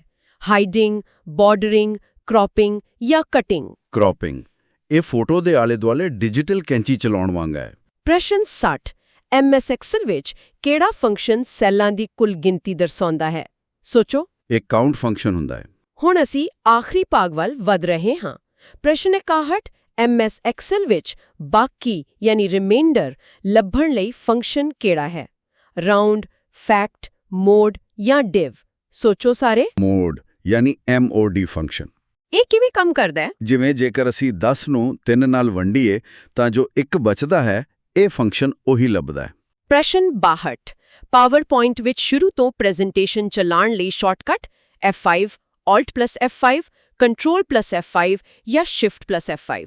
F5 ਕੁੰਜੀ ਵਿੰਚੈਸਟਰ ਬਾਰਕੋਡ ਰੀਡਰ ਜਾਂ ਇਮੇਜ ਸਕੈਨਰ। OMR ਯਾਨੀ ਆਪਟੀਕਲ ਮਾਰਕ ਰਿਕਗਨੀਸ਼ਨ। ਇਹੋ ਹੀ ਮਸ਼ੀਨ ਹੈ ਜੋ ਇਮਤਿਹਾਨਾਂ ਦੀਆਂ ਗੋਲ ਚੱਕਰਾਂ ਵਾਲੀਆਂ ਸ਼ੀਟਾਂ ਨੂੰ ਸਕਿੰਟਾਂ ਵਿੱਚ ਚੈੱਕ ਕਰ ਦਿੰਦੀ ਹੈ ਨਾ। ਹਾਂਜੀ ਬਿਲਕੁਲ, ਇਹ ਉਹੀ ਹੈ। ਪ੍ਰਸ਼ਨ 65 ਸੈੱਲ ਰੇਂਜ A3 ਤੋਂ G3 ਨੂੰ ਕਿਵੇਂ ਲਿਖਿਆ ਜਾਵੇਗਾ? ਸੋਚੋ। A3:G3। ਪ੍ਰਸ਼ਨ 66 VLOOKUP ਫੰਕਸ਼ਨ ਕੀ ਕਰਦਾ ਹੈ? ਇਹ ਸੰਬੰਧਿਤ ਰਿਕਾਰਡ ਲੱਭਦਾ ਹੈ। ਕਿਵੇਂ ਲੱਭਦਾ ਹੈ? ਕਿਸੇ ਵਿਸ਼ਾਲ ਟੇਬਲ ਵਿੱਚੋਂ ਜੇਕਰ ਸਿਰਫ ਰੋਲ ਨੰਬਰ ਪਾ ਕੇ ਪੂਰਾ ਵੇਰਵਾ ਕੱਢਣਾ ਹੋਵੇ ਤਾਂ ਇਹ ਫੰਕਸ਼ਨ ਕੰਮ ਆਉਂਦਾ ਹੈ। ਪ੍ਰਸ਼ਨ 67 ਈਮੇਲ ਪਤੇ ਦਾ ਸਹੀ ਫਾਰਮੈਟ ਕੀ ਹੈ? ਸੋਚੋ ਜੀ। name@website.info ਅੱਗੇ ਯੂਜ਼ਰ ਦਾ ਨਾਮ, ਵਿਚਕਾਰ ਅਤੇ ਪਿੱਛੇ ਡੋਮੇਨ ਹੁੰਦਾ ਹੈ। ਪ੍ਰਸ਼ਨ 68 ਸਿਸਟਮ ਨੂੰ ਨੁਕਸਾਨ ਪਹੁੰਚਾਉਣ ਦੀ ਕੋਸ਼ਿਸ਼ ਨੂੰ ਕੀ ਕਹਿੰਦੇ ਨੇ? ਸਾਈਬਰ ਹਮਲਾ ਯਾਨੀ ਸਾਈਬਰ ਅਟੈਕ ਕਹਿੰਦੇ ਨੇ। ਪ੍ਰਸ਼ਨ 69 ਵੈਬਸਾਈਟਾਂ ਵੱਲੋਂ ਕੰਪਿਊਟਰ ਤੇ ਸਟੋਰ ਕੀਤੀਆਂ ਜਾਣ ਵਾਲੀਆਂ ਛੋਟੀਆਂ ਫਾਈਲਾਂ। ਸੋਚੋ। ਕੁਕੀਜ਼। ਅੱਛਾ, ਇਹ ਖਾਣ ਵਾਲੀਆਂ ਕੁਕੀਜ਼ ਨਹੀਂ ਨੇ? ਨਹੀਂ, ਇਹ ਫਾਈਲਾਂ ਯਾਦ ਰੱਖਦੀਆਂ ਨੇ ਕਿ ਪਿਛਲੀ ਵਾਰ ਵੈਬਸਾਈਟ ਤੇ ਕੀ ਕੀਤਾ ਗਿਆ ਸੀ ਤਾਂ ਜੋ ਤਜਰਬਾ ਬਿਹਤਰ ਹੋ ਸਕੇ। ਪ੍ਰਸ਼ਨ 70 ਨਵੀਂ ਸਲਾਈਡ ਕਿਵੇਂ ਪਾਈ ਜਾਂਦੀ ਹੈ? ਇਨਸਰਟ ਮੈਨੂ ਵਿੱਚੋਂ ਨਿਊ ਸਲਾਈਡ ਚੁਣ ਕੇ। ਪ੍ਰਸ਼ਨ 71 ਸਮ, ਐਵਰੇਜ, ਮਿਨ ਅਤੇ ਮੈਕਸ ਕੀ ਨੇ? ਕੈਲਕੂਲੇਸ਼ਨਸ, ਫਾਰਮੂਲੇ, ਫੰਕਸ਼ਨਸ ਜਾਂ ਰਿਲੇਟਿਵ ਐਡਰੈਸਿੰਗ? ਇਹ ਸਾਰੇ ਫੰਕਸ਼ਨ ਨੇ ਜੋ ਕਿ ਸੌਫਟਵੇਅਰ ਵਿੱਚ ਪਹਿਲਾਂ ਤੋਂ ਮੌਜੂਦ ਤਿਆਰ ਫਾਰਮੂਲੇ ਹੁੰਦੇ ਨੇ। ਪ੍ਰਸ਼ਨ 72 ਕੰਪਿਊਟਰ ਦੇ 4 ਮੁੱਖ ਕਾਰਜਾਂ ਦਾ ਸਹੀ ਕ੍ਰਮ ਕੀ ਹੈ? ਸੋਚੋ। ਇਨਪੁਟ, ਪ੍ਰਕਿਰਿਆ, ਸਟੋਰੇਜ, ਆਉਟਪੁੱਟ। ਥੋੜਾ ਵਿਸਤਾਰ ਵਿੱਚ ਦੱਸੋ। ਮਤਲਬ ਡੇਟਾ ਅੰਦਰ ਜਾਵੇਗਾ, ਦਿਮਾਗ ਲੱਗੇਗਾ, ਸੇਵ ਹੋਵੇਗਾ ਅਤੇ ਫਿਰ ਨਤੀਜਾ ਆਵੇਗਾ। ਜਾਂ ਟਵਿੱਟਰ। ਮੇਟਾ ਪਲੇਟਫਾਰਮਸ ਇੰਕ ਨੇ। ਪ੍ਰਸ਼ਨ 74 ਕੰਪਿਊਟਰ ਕਿਹੜੀ ਭਾਸ਼ਾ ਸਮਝਦਾ ਹੈ? ਸੋਚੋ ਜੀ। ਬਾਈਨਰੀ ਭਾਸ਼ਾ। ਇਹ ਤਾਂ 0 ਅਤੇ 1 ਵਾਲੀ ਹੈ ਨਾ? ਹਾਂਜੀ, ਕੰਪਿਊਟਰ ਕੋਲ ਆਪਣੀ ਕੋਈ ਸਮਝ ਨਹੀਂ ਹੁੰਦੀ। ਉਹ ਸਿਰਫ ਬਿਜਲੀ ਦੇ ਸਿਗਨਲਾਂ ਦਾ ਬੰਦ ਹੋਣਾ ਯਾਨੀ 0 ਜਾਂ ਚਾਲੂ ਹੋਣਾ ਯਾਨੀ 1 ਹੀ ਸਮਝਦਾ ਹੈ। ਪ੍ਰਸ਼ਨ 75 ਦਸਤਾਵੇਜ਼ਾਂ ਤੋਂ ਸਿੱਧੇ ਡਾਟਾ ਐਂਟਰੀ ਨੂੰ ਸਮਰਥ ਬਣਾਉਣ ਵਾਲੇ ਯੰਤਰ ਕਿਹੜੇ ਨੇ? ਡਾਟਾ ਸਕੈਨਿੰਗ ਯੰਤਰ ਜਿਵੇਂ ਕਿ ਬਾਰਕੋਡ ਸਕੈਨਰ। ਪ੍ਰਸ਼ਨ 76 ਕਾਰਜ ਪ੍ਰਣਾਲੀ ਯਾਨੀ ਆਪਰੇਸ਼ਨ ਦੇ ਆਧਾਰ ਤੇ ਕੰਪਿਊਟਰ ਦੀ ਕਿਸਮ ਕਿਹੜੀ ਨਹੀਂ ਹੈ? ਡਿਜੀਟਲ, ਐਨਾਲੌਗ, ਹਾਈਬ੍ਰਿਡ ਜਾਂ ਰਿਮੋਟ? ਸੋਚੋ। ਰਿਮੋਟ, ਡਿਜੀਟਲ, ਐਨਾਲੌਗ ਅਤੇ ਹਾਈਬ੍ਰਿਡ ਮੁੱਖ ਕਿਸਮਾਂ ਨੇ। ਪ੍ਰਸ਼ਨ 77 ਪੇਸਟ ਕਰਨ ਲਈ ਸ਼ਾਰਟਕਟ ਕੀ ਹੈ? Ctrl+V। ਪ੍ਰਸ਼ਨ 78 ਕਿਹੜਾ ਕੰਪਿਊਟਰ ਹਾਰਡਵੇਅਰ ਨਹੀਂ ਹੈ? ਐਕਸੈਲ, ਪ੍ਰਿੰਟਰ, ਮੋਨੀਟਰ ਜਾਂ ਮਾਊਸ? ਸੋਚੋ। ਐਕਸੈਲ ਇੱਕ ਸੌਫਟਵੇਅਰ ਹੈ ਜਿਸ ਨੂੰ ਅਸੀਂ ਭੌਤਿਕ ਤੌਰ ਤੇ ਛੂ ਨਹੀਂ ਸਕਦੇ। ਪ੍ਰਸ਼ਨ 79 ਆਉਟਪੁੱਟ ਡਿਵਾਈਸ ਕਿਹੜਾ ਹੈ? ਕੀਬੋਰਡ, ਮਾਊਸ, ਜॉयस्टिक ਜਾਂ ਪ੍ਰਿੰਟਰ? ਪ੍ਰਿੰਟਰ, ਕਿਉਂਕਿ ਇਹ ਜਾਣਕਾਰੀ ਨੂੰ ਮਸ਼ੀਨ ਦੇ ਅੰਦਰੋਂ ਬਾਹਰ ਕੱਢਦਾ ਹੈ। ਪ੍ਰਸ਼ਨ 80 ਕੰਪਿਊਟਰ ਦੀ ਗਤੀ ਕਿਸ ਵਿੱਚ ਮਾਪੀ ਜਾਂਦੀ ਹੈ? ਨੈਨੋਸੈਕਿੰਡ, ਕਿਲੋਸੈਕਿੰਡ, ਗੀਗਾਹਰਟਜ਼ ਜਾਂ ਮੈਗਾਬਾਈਟ? ਗੀਗਾਹਰਟਜ਼ ਵਿੱਚ, ਜੋ ਅਰਬਾਂ ਹਦਾਇਤਾਂ ਪ੍ਰਤੀ ਸੈਕਿੰਡ ਦੀ ਰਫ਼ਤਾਰ ਦਰਸਾਉਂਦਾ ਹੈ। ਪ੍ਰਸ਼ਨ 81 MBPS ਦਾ ਅਰਥ ਕੀ ਹੈ? ਮੈਗਾਬਿਟਸ ਪ੍ਰਤੀ ਸੈਕਿੰਡ। ਪ੍ਰਸ਼ਨ 82 ਡਾਟਾ ਮਾਪਨ ਦੀ ਸਭ ਤੋਂ ਛੋਟੀ ਇਕਾਈ ਕਿਹੜੀ ਹੈ? ਬਿਟ, ਬਾਈਟ, ਮੈਗਾਬਾਈਟ ਜਾਂ ਨਿਬਲ? ਸੋਚੋ। ਬਿਟ, ਜੋ ਕਿ 0 ਜਾਂ 1 ਹੁੰਦੀ ਹੈ। ਪ੍ਰਸ਼ਨ 83 ਨੈਟਵਰਕਿੰਗ ਪ੍ਰੋਟੋਕਾਲ ਕਿਹੜਾ ਨਹੀਂ ਹੈ? HTTP, SMTP, Z39.50 ਜਾਂ TCP/IP? Z39.50 ਨੈਟਵਰਕਿੰਗ ਪ੍ਰੋਟੋਕਾਲ ਨਹੀਂ ਹੈ। ਪ੍ਰਸ਼ਨ 84 ਵੱਖਰਾ ਚੁਣੋ। ਵਿਕਲਪ ਨੇ Google chrome, internet explorer, Firefox ਜਾਂ ਗ੍ਰੀਨਸਟੋਨ? ਸੋਚੋ ਸਾਰੇ। ਗ੍ਰੀਨਸਟੋਨ। ਸੱਚੀ, ਵੈਬ ਬਰਾਊਜ਼ਰਾਂ ਦੀ ਸੂਚੀ ਵਿੱਚ ਇੱਕ ਗ੍ਰੀਨਸਟੋਨ ਕਿਵੇਂ ਆ ਗਿਆ? ਇਹ ਆਮ ਤੌਰ ਤੇ ਸਿਰਫ ਉਲਝਾਉਣ ਲਈ ਦਿੱਤੇ ਗਏ ਵਿਕਲਪਾਂ ਦਾ ਹਿੱਸਾ ਬਣਦਾ ਹੈ, ਜੋ ਕਾਫੀ ਮਜ਼ਾਕੀਆ ਹੈ। ਹਾਂਜੀ, ਬਿਲਕੁਲ ਸਹੀ ਗੱਲ ਹੈ। ਖੈਰ, ਪ੍ਰਸ਼ਨ 85 ਡਿਲੀਟ ਕੀਤੀ ਈਮੇਲ ਕਿੱਥੇ ਮਿਲ ਸਕਦੀ ਹੈ? ਇਨਬਾਕਸ, ਸਪੈਮ, ਟਰੈਸ਼ ਫੋਲਡਰ ਜਾਂ ਨਿਊ ਫੋਲਡਰ? ਸੋਚੋ। ਟਰੈਸ਼ ਫੋਲਡਰ ਵਿੱਚ। ਇਹ ਤਾਂ ਕੂੜੇਦਾਨ ਹੋ ਗਿਆ ਕੰਪਿਊਟਰ ਦਾ। ਹਾਂ, ਇਹ ਡਿਜੀਟਲ ਦੁਨੀਆ ਦਾ ਕੂੜੇਦਾਨ ਹੈ ਜਿੱਥੋਂ ਗਲਤੀ ਨਾਲ ਡਿਲੀਟ ਹੋਈ ਚੀਜ਼ ਵਾਪਸ ਮਿਲ ਸਕਦੀ ਹੈ। ਪ੍ਰਸ਼ਨ 86 ਡਾਟਾ ਯੂਨਿਟਸ ਦਾ ਸਹੀ ਵੱਧਦਾ ਕ੍ਰਮ ਯਾਨੀ ਅਸੈਂਡਿੰਗ ਆਰਡਰ ਕੀ ਹੈ? ਵਿਕਲਪ ਨੇ ਬਾਈਟਸ, ਮੈਗਾਬਾਈਟਸ, ਗੀਗਾਬਾਈਟਸ, ਟੈਰਾਬਾਈਟਸ ਆਦਿ। ਸੋਚ ਲਓ ਜੀ। ਬਾਈਟਸ, ਫਿਰ ਮੈਗਾਬਾਈਟਸ, ਫਿਰ ਗੀਗਾਬਾਈਟਸ ਅਤੇ ਅੰਤ ਵਿੱਚ ਟੈਰਾਬਾਈਟ ਆਉਂਦਾ ਹੈ। ਸਾਡਾ ਆਖਰੀ ਪ੍ਰਸ਼ਨ 87 ਸਭ ਤੋਂ ਵੱਡੇ ਭੂਗੋਲਿਕ ਖੇਤਰ ਨੂੰ ਕਵਰ ਕਰਨ ਵਾਲਾ ਨੈਟਵਰਕ ਕਿਹੜਾ ਹੈ? ਸੋਚੋ। ਵੈਨ ਯਾਨੀ ਵਾਈਡ ਏਰੀਆ ਨੈਟਵਰਕ। ਮਤਲਬ ਇੰਟਰਨੈਟ ਖੁਦ ਇਸ ਦੀ ਉਦਾਹਰਣ ਹੈ। ਬਿਲਕੁਲ, ਇੰਟਰਨੈਟ ਖੁਦ ਸਭ ਤੋਂ ਵੱਡਾ ਵੈਨ ਹੈ। ਵਾਹ ਜੀ ਵਾਹ, ਬਹੁਤ ਵਧੀਆ। ਜਿਸ ਤਰ੍ਹਾਂ ਅਸੀਂ ਦੇਖਿਆ ਕਿ ਵੌਨ ਨਿਊਮੈਨ ਦੇ ਉਸ ਮਟਲੇ ਆਰਕੀਟੈਕਚਰ ਤੋਂ ਲੈ ਕੇ ਅੱਜ ਦੇ 5G ਨੈਟਵਰਕ ਤੱਕ ਟੈਕਨੋਲੋਜੀ ਦਾ ਕਿੰਨਾ ਵਿਕਾਸ ਹੋਇਆ ਹੈ। ਸਾਰੇ ਸਰੋਤਿਆਂ ਲਈ ਇਹ ਸੋਚਣਾ ਬਣਦਾ ਹੈ ਕਿ ਆਉਣ ਵਾਲੇ 10 ਸਾਲਾਂ ਵਿੱਚ ਉਹ ਡਿਜੀਟਲ ਡਿਵਾਈਡ ਕਿਵੇਂ ਬਦਲੇਗਾ, ਜਿਸ ਦੀ ਗੱਲ ਅਸੀਂ ਸ਼ੁਰੂ ਵਿੱਚ ਕੀਤੀ ਸੀ। ਕੀ ਇਹ ਨਵੀਂ ਤਕਨੀਕ ਸਭ ਨੂੰ ਬਰਾਬਰ ਜੋੜੇਗੀ ਜਾਂ ਸਮਾਜ ਵਿੱਚ ਹੋਰ ਨਵੀਆਂ ਦੂਰੀਆਂ ਪੈਦਾ ਕਰੇਗੀ? ਇਹ ਇੱਕ ਡੂੰਘਾ ਸਵਾਲ ਹੈ। ਬਿਲਕੁਲ, ਇਹ ਸੋਚਣ ਵਾਲੀ ਗੱਲ ਹੈ। ਸਾਰੇ ਸਰੋਤਿਆਂ ਦਾ ਸਾਡੇ ਨਾਲ ਇਸ ਗਿਆਨ ਭਰਪੂਰ ਸਫ਼ਰ ਵਿੱਚ ਜੁੜਨ ਲਈ ਬਹੁਤ-ਬਹੁਤ ਧੰਨਵਾਦ। ਇਸ ਡੂੰਗੀ ਚਰਚਾ ਨੂੰ ਅਸੀਂ ਇੱਥੇ ਹੀ ਸਮਾਪਤ ਕਰਦੇ ਹਾਂ। ਅਗਲੀ ਵਾਰ ਫਿਰ ਮਿਲਾਂਗੇ।